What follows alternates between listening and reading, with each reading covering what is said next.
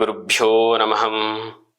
ನೀಲಾಂಜನ ಸಭಾವಾಶಂ ರವಿಪುತ್ರೋಯಮಾಗ್ರಜಂ ಛಾಯಾಮಾರ್ತಾಂಡ ಸಂಭೂತಂ ತಂ ನಮಾಮಿ ಶನೀಶ್ವರಃ. ಸಮಸ್ತ ಪ್ರಜಾಧ್ವನಿ ಟಿವಿ ವೀಕ್ಷಕರಿಗೆ ವಿಶೇಷವಾದಂತಹ ಶನಿ ಪ್ರದೋಷ ಕಾರ್ಯಕ್ರಮ ಸ್ವಾಗತ.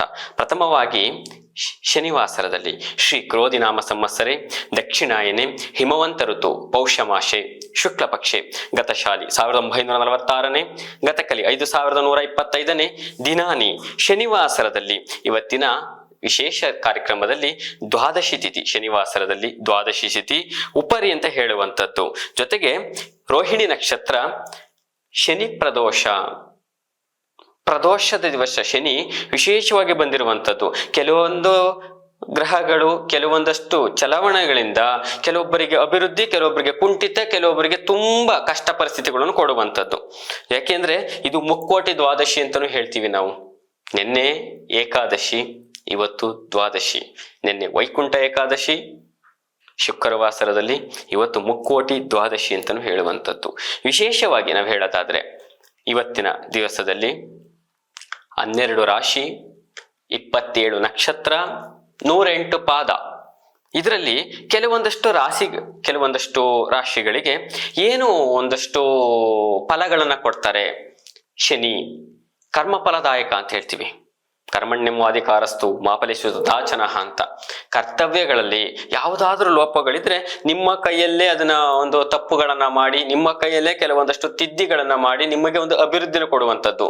ಮಾನ ಅವಮಾನ, ಗೌರವ ಸನ್ಮಾನ, ಜೊತೆಗೆ ನಿಮಗೆ ಪ್ರಾಣಗಳನ್ನ ನನಗೆ ಬೇಡಪ್ಪ ತಗೋಬಿಡ್ಬೇಕು ಅನ್ನೋ ಮಟ್ಟಕ್ಕೆ ತಗೊಂಡೋಗುವಂತ ಗ್ರಹ ಬಹಿಷ್ಠ ಗ್ರಹ ಅಂತ ನಿಮಗೆ. ಯಾಕೆಂದ್ರೆ ಸತ್ಯ ಹೇಳೋದಕ್ಕೆಲ್ಲ ಎದುರ್ಕೊಳ್ಳುವಂತಹ ಕಾಲವಾಗಿದೆ ಈಗ. ಈಗಿನ ಯಾರು ಅಸತ್ಯ ವಾಕ್ಯ ನುಡಿತಾ ಇರ್ತಿರಲ್ಲ ನೀವು, ಅಸತ್ಯ ವಾಕ್ಯಕ್ಕೆ ಭಯನೇ ಇಲ್ಲ. ಸತ್ಯಕ್ಕೆ ಒಂದು ಭಯ ಯಾವತ್ತು ಬಂದಿದೆ ಅಂತಂದಾಗ ಇವರು ಬಂದಾಗ ನಿಮಗೆ ಗೊತ್ತಾಗುತ್ತೆ ನಿಮ್ಮ ತಪ್ಪುಗಳು ನಮಗೆ ಅರಿವಾಗುವಂಥದ್ದು. ಅದರಲ್ಲಿ ವಿಶೇಷವಾಗಿ ನಾವು ತಿಳಿಸೋದಾದ್ರೆ ಮೇಷರಾಶಿಯಿಂದ ತಗೊಳ್ಳೋದಾದ್ರೆ, ಮೇಷರಾಶಿಯವರಿಗೆ ಇವತ್ತಿಂದ ಮುಂದೆ ನಾವು ತಿಳಿಸೋದಾದ್ರೆ, ಇವತ್ತಿನ 11ನೇ ತಾರೀಕಿನ ಮುಂದೆ ಹೇಳೋದಾದ್ರೆ ಒಂದಷ್ಟು ಫಲಗಳನ್ನ ನೋಡಿರ್ತೀರಿ, ಒಂದಷ್ಟು ಅನುಷ್ಠಾನಗಳನ್ನ ಪಡೆದಿರ್ತೀರಿ. ಹಾಗಾಗಿ 5 ವರ್ಷ ಒಂದಷ್ಟು ಪಂಚಮದಲ್ಲಿ ಶನಿ ಒಂದಷ್ಟು ಚಲಾವಣೆಯಲ್ಲಿದ್ದಾಗ ಕೆಲವೊಂದಷ್ಟು ಅಭಿವೃದ್ಧಿ, ಕೆಲವೊಂದಷ್ಟು ಕುಂಠಿತ ಎರಡೂ ತಗೊಂಡೋಗ್ತಾರೆ ಅವರವರ ಲಗ್ನದ ಭಾವಗಳ ಮೇಲೆ. ಅವರ ಲಗ್ನಾತ್ ಯಾರಿರ್ತಾರೆ ಗ್ರಹ ಅವರ ಭಾವಗಳ ಮೇಲೆ ತಗೊಂಡೋಗುವಂಥದ್ದು. 2ನೇ ನಕ್ಷತ್ರ 2ನೇ ರಾಶಿಯಾಗಿ ಬಂತು ನಾವು ಹೇಳೋದಾದ್ರೆ ಸಿಂಹರಾಶಿ ಅಂತ ಹೇಳ್ತೀವಿ. ಅವರಿಗೆ ಇಲ್ಲಿವರೆಗೆ ಬಂದಂಥದ್ದು ಆರೋಗ್ಯದಲ್ಲಿ ವಿಪರೀತ ಪೀಡನೆಗಳು. ಆರೋಗ್ಯದಲ್ಲಿ 2ನೇದು ಅವ್ರು ಎಷ್ಟೇ ದುಡಿದ್ರೆ ಹಣಕಾಸಿನ ವಿಚಾರದಲ್ಲಿ ಅವರೆಷ್ಟೇ ದುಡಿದ್ರು ಸಹ ಅವ್ರೇನ್ ಮಾಡ್ತಾರೆ ಅಂತ ಹೇಳೋದಾದ್ರೆ ಅವ್ರಿಗೆ ಒಂದಷ್ಟು ಖರ್ಚುಗಳಾಗಿ ಅವ್ರ ಕೈಯಿಂದ ಹೋಗುವಂಥದ್ದು. ಕುಟುಂಬದಲ್ಲಿ ನೆಮ್ಮದಿ ಇಲ್ಲದ ವಾತಾವರಣ ಕೊಡುವಂಥದ್ದು. ಜೊತೆಗೆ ಏನಾಗಿದೆ ಅಂದಾಗ ಕಬ್ಬಿಣದ ಕೆಲಸ ಮಾಡುವಂತವರಿಗೆ, ಮಧ್ಯವರ್ತಿ ಕೆಲಸ ಮಾಡುವಂತವರಿಗೆ ಇವ್ರಿಗೇನಾಗುತ್ತೆ ಅಂದಾಗ ಒಂದು ದಿನ ತುಂಬಾ ಲಾಭ, ಒಂದು ದಿನ 2 ಪಟ್ಟು ಲಾಸು. ಪೂರ್ಣ ಆರೋಗ್ಯವಂತರು ಅಲ್ಲ, ಪೂರ್ಣ ಅನಾರೋಗ್ಯವಂತರು ಅಲ್ಲ. ಪೀಡನೆ ಅಂತಾನೆ ಹೇಳುವಂಥದ್ದು, ಜಿಜ್ಞಾಸೆಗೆ ಒಳಗಾಗುವಂಥದ್ದು, ಭಯ, ಮನಸ್ಸು ಕ್ಲೇಶ ಭಯಸ್ತಾಪ, ಮನಸ್ಸಿನಲ್ಲಿ ಭಯ ಹುಟ್ಟಾಕುವಂಥದ್ದು ದಿನವನ್ನು ಶನಿ ಕೊಡ್ತಾ ಬರ್ತಾ ಇರ್ತಾರೆ. ಹಾಗಾಗಿ ಇಲ್ಲಿಂದ ಮುಂದೆ ನಾವು ಹೇಳೋದಾದ್ರೆ ಅವರಿಗೂ ಸುಧಾ ಪಂಚಮದಲ್ಲಿ ಪ್ರಾರಂಭವಾಗಿರ್ತಾರೆ. ಕೆಲವೊಂದಷ್ಟು ಶುಭಗಳ ಜೊತೆಗೆ ಅವರಿಗೆ ಫಲಗಳಲ್ಲಿ ವಿಶೇಷ ಫಲಗಳನ್ನು ಕೊಡುವಂಥದ್ದು. ಶುಭ ಕಾರ್ಯಗಳನ್ನ ಮಾಡಿಸ್ತಾರೆ, ಆದಾಯಗಳನ್ನು ಕೊಡ್ತಾರೆ, ಆದ್ರೆ ಕೆಲವೊಂದಷ್ಟು ಪೆಟ್ಟುಗಳನ್ನು ಕೊಡುವಂಥದ್ದು. ಹಾಗಾಗಿ ಎಚ್ಚರಿಕೆ ಆರೋಗ್ಯದ ಕಡೆ ಸಿಂಹರಾಶಿಯವರು ಕೊಡ್ಲೇಬೇಕಾಗುತ್ತೆ. ವಿಶೇಷವಾಗಿ ತಿಳಿಸೋದಾದ್ರೆ ಅಲ್ಲಿಂದ ಮುಂದೆ ಹೋಗ್ತೀವಿ. ಮಿಥುನದಲ್ಲಿ ತಗೊಳ್ಳೋದಾದ್ರೆ, ಮಿಥುನ ರಾಶಿಯವರಿಗೆ ತಗೊಳ್ಳೋದಾದ್ರೆ ಫಲಗಳನ್ನು ಕೊಡೋದ್ರ ಜೊತೆಗೆ ಅವರಿಗೆ ಒಂದಿಷ್ಟು ಸಮಸ್ಯೆಗಳು ಈಡಾಗುತ್ತೆ. ಏನು ಅಂದ್ರೆ ಈ ತಿಂಗಳಿಂದ ಮುಂದೆ ಮಾರ್ಚ್ ತನಕ ವಿಶೇಷ ಫಲಗಳನ್ನು ಕೊಡುವಂಥದ್ದು. ಯಾಕೆಂದ್ರೆ ಸಪ್ತಮ ಸ್ಥಾನಂ ಶನಿ ಅಂತ ಹೇಳ್ತೀವಿ. ಮಿತ್ರ ಗ್ರಹವಾಗಿ ಗುರು ಬರ್ತಾ ಇರ್ತಾರೆ, ವಿಶೇಷ ಫಲಗಳನ್ನು ಕೊಡ್ತಾರೆ. ಋಣಮುಕ್ತರನ್ನಾಗಿ ಮಾಡುವಂಥದ್ದು. ಋಣಮುಕ್ತರು ಅಂದ್ರೆ ನಿಮಗೆ ಯಾವುದೇ ಕಮಿಟ್ಮೆಂಟ್ಸ್ಗಳ ವ್ಯವಹಾರಗಳಿದ್ರೆ ಅದನ್ನೆಲ್ಲ ಕಳೆದುಕೊಂಡು ಹೋಗುವಂತ ದಿನಮಾನವನ್ನು ಕೊಡ್ತಾರೆ. ಈ 90 ದಿನ ಆದ ನಂತರದಲ್ಲಿ ಮಾರ್ಚ್ ಮೇಲೆ ನಿಮಗೆ ಬರುವಂಥದ್ದು ಸಪ್ತಮದಲ್ಲಿ ಬರ್ತಾರೆ.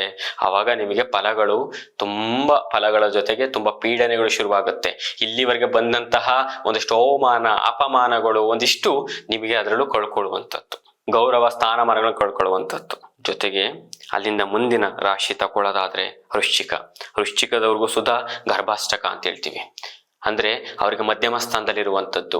ಅವರಿಗೆ ಇಪಿಸ್ಸ ಫಲಗಳು ಅರ್ಥ ಮಾಡ್ಕೊಳ್ಳಿ, ಶನಿವಾರ 11ನೇ ತಾರೀಕಿನಿಂದ 90 ದಿನಗಳ ಕಾಲ ಕರೋಡ್ಪತಿಗಳಾಗುವಂತಹ ಯೋಗ ಬಲ ಇದೆ ವೃಶ್ಚಿಕ ರಾಶಿಯವರಿಗೆ. ಆದ್ರೆ ಶನಿ ಅಲ್ಲಿಂದ ಮುಂದೆ ಪಂಚಮಕ್ಕೆ ಬರ್ತಾರೆ. ಪಂಚಮಕ್ಕೆ ಬರ್ತಾ ಇದ್ದಾರೆ ಅಂತಂದಾಗ ತುಂಬಾ ಗ್ರಾಫ್ ಮೇಲೆ ತಗೊಂಡು ಹೋಗ್ತಾರೆ, ಮತ್ತೆ ಅವರನ್ನ ಕೆಳಭಾಗಕ್ಕೆ ಇಡುವಂಥದ್ದು, ಅವಮಾನಗಳಿಗೆ ಮಾಡುವಂಥದ್ದು. ನಿಮ್ಮ ಗೌಪ್ಯತೆಗಳನ್ನ ನೀವು ಯಾವತ್ತೂ ಕಾಪಾಡ್ಕೊಳ್ಳೋದಿಲ್ಲ ವೃಶ್ಚಿಕದವರು. ಅವರಿಗೆ ವಿಶೇಷ ನಿಮ್ಮ ಒಂದು ಸ್ನೇಹಿತರು, ನಿಮ್ಮ ವಿಶ್ವಾಸದಲ್ಲಿರುವಂಥವರು, ಕುಟುಂಬಸ್ಥರು ಪ್ರತಿಯೊಬ್ಬರು ನಿಮಗೆ ವಿರುದ್ಧವಾಗಿ ನಿಂತಾರೆ. ಮನೋವ್ಯತೆ ಮನೋದುಃಖ ಅಂತ. ನೀವು ಎಷ್ಟೇ ದೊಡ್ಡ ಸ್ಟ್ರಾಂಗ್ ಪರ್ಸನ್ ಆಗಿರಿ, ನೀವು ಯಾರೋ ಒಬ್ರು ಹಿಡಿತದಲ್ಲಿ ಇರ್ತೀರಿ. ಇದರಿಂದ ತುಂಬಾ ನಿಮ್ಮ ಸ್ವತಂತ್ರಗಳನ್ನ ನೀವೇ ಕಳ್ಕೊಳ್ಳೋ ಮಟ್ಟಕ್ಕೆ ಹೊಟ್ಟೋಗ್ತೀರಿ. ಹಾಗಾಗಿ ಸ್ವಲ್ಪ ಎಚ್ಚರಿಕೆಯಿಂದ ನಿಮ್ಮ ಋಣಮುಕ್ತರ ಜೊತೆಗೆ ಆದಾಯಗಳನ್ನ ಕ್ರೋಢೀಕರಣಗಳನ್ನ ಗೌಪ್ಯತೆಯಲ್ಲಿ ಮಾಡಿಕೊಂಡು ಒಂದಷ್ಟು ಕಾಪಾಡಿಕೊಂಡ್ರೆ ನಿಮಗೆ ಗೌರವ ಸ್ಥಾನಮಾನಗಳು ದೊರಕುವಂಥದ್ದು. ಮುಂದೆ ಧನಿಷ್ಠದ ಮುಂದಿನ ರಾಶಿ ಬಂದು ಧನುಸ್ಸಿನವರಿಗೆ ಇಲ್ಲಿವರೆಗೆ ಯಾವ ಯೋಚನೆಗಳು ಇರಲಿಲ್ಲ.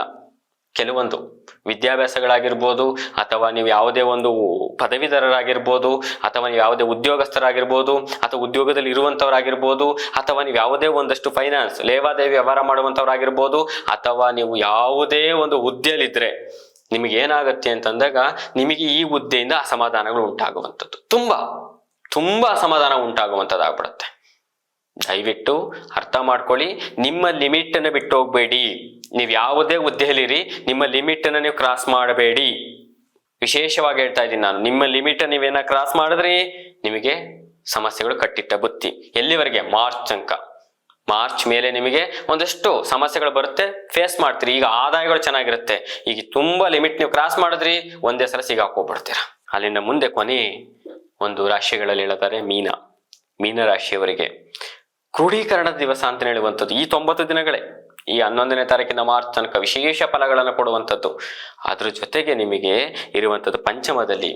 ಹಾಗಾಗಿ ಫಲಾಫಲಗಳನ್ನ ನೀವು ಆದಷ್ಟು ಒಂದಷ್ಟು ನಿರೀಕ್ಷಣೆಗೆ ಮೀರಿ ನಿಮ್ಮ ಆಸೆಗೆ ಇದ್ದಷ್ಟು ಕಾಲ್ಚಾಚೋದು ಉತ್ತಮ. ಯಾಕೆಂದ್ರೆ ತುಂಬಾ ಆಸೆ ಆಕಾಂಕ್ಷೆಗಳು ತುಂಬಾ ವಿಶೇಷವಾಗಿ ಕೊಟ್ಬಿಡ್ತಾನೆ ಭಗವಂತ ಶನಿ. ನಿಮಗೆ ಸಮಸ್ಯೆ ಕಟ್ಟಿಟ್ಟ ಬುತ್ತಿ ಆಗಿರುತ್ತೆ. ಹಾಗಾಗಿ ಒಂದಷ್ಟು ವಿಶೇಷಗಳಲ್ಲಿ ಗಮನವನ್ನು ಕೊಟ್ಟು ನಿಮ್ಮದನ್ನ ಕ್ರೋಢೀಕರಣ ಮಾಡಿಕೊಂಡು ಒಂದಿಷ್ಟು ಜವಾಬ್ದಾರಿಯುತವಾಗಿ ನೀವು ನಡ್ಕೊಳ್ಳೋದೇ ಆದ್ರೆ, ಅದನ್ನ ಬಚ್ಚಿಟ್ಕೊಂಡು ನಡ್ಕೊಳ್ಳೋದೇ ಆಗಿದ್ರೆ, ನಿಮ್ಮ ಕುಟುಂಬದವರು, ನಿಮ್ಮ ಸ್ನೇಹಿತರು, ಉದ್ಯೋಗ ಸ್ಥಳ, ನಿಮ್ಮ ವೃತ್ತಿ ಜೀವನ, ನಿಮ್ಮ ಒಂದಷ್ಟು ನೀವು ಹೊರಗಡೆ ಸಮಾಜದಲ್ಲಿ ಗೌರವ ಸ್ಥಾನಮಾನಗಳು ದೊರಕುವಂಥದ್ದು. ಈ 5 ರಾಶಿಯವರ ಹೊರತುಪಟ್ಟು ಇನ್ನು ಉಳಿದವರು ಸಹ ನಾನು ಹೇಳೋದಾದ್ರೆ, ಇನ್ನು 6 ರಾಶಿಯವರೆಗೂ ಹೇಳೋದಾದ್ರೆ, ನಾನು 11ನೇ ತಾರೀಕಿನ ದಿವಸದಲ್ಲಿ ಮುಂದೆ ಒಂದು ತಿಳಿಸೋದಾದ್ರೆ, ವಿಶೇಷವಾಗಿ ಎಳ್ಳು ಬತ್ತಿ ಅಂತ ಹಚ್ಚುತ್ತೀರಿ. ನಿಮ್ಗೊಂದು ವಿಶೇಷವಾಗಿ ಗಮನಕ್ಕೆ ತಂದು ಕೊಡ್ತೀವಿ ನಾವು. ಆಂಜನೇಯ ದೇವಸ್ಥಾನಗಳಾಗಿರ್ಬೋದು, ಅಥವಾ ನೀವು ಪ್ರಸನ್ನ ಆಂಜನೇಯ ಪೂರ್ವ ದೇವಸ್ಥಾನಗಳಾಗಿರ್ಬೋದು, ಶನೇಶ್ವರನ ದೇವಾಲಯಗಳಾಗಿರ್ಬೋದು, ಎಳ್ಳು ಬತ್ತಿ ಹಚ್ಚುವಂತ ಸಂಪ್ರದಾಯಗಳೆಲ್ಲ ನೋಡ್ತಾ ಇದ್ದೀರಿ. ಎಳ್ಳನ್ನ ಸುಟ್ಟಷ್ಟು ಶನಿ ವ್ಯಾಘ್ರನಾಗ್ತಾನೆ. ಅರ್ಥ ಮಾಡ್ಕೊಳ್ಳಿ.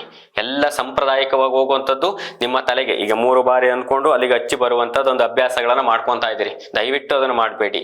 ಎಳ್ಳೆಣ್ಣೆಯಿಂದ ಬತ್ತಿಯನ್ನು ಹಚ್ಚಿ ಮನೆಯಲ್ಲಿ, ಎಳ್ಳೆಣ್ಣೆಯನ್ನು ದೇವಾಲಯಗಳಿಗೆ ಕೊಡಿ. ಎಳ್ಳೆಣ್ಣೆಯಿಂದ ನೀವು ದೀಪಗಳನ್ನ ಹಚ್ಚಿ.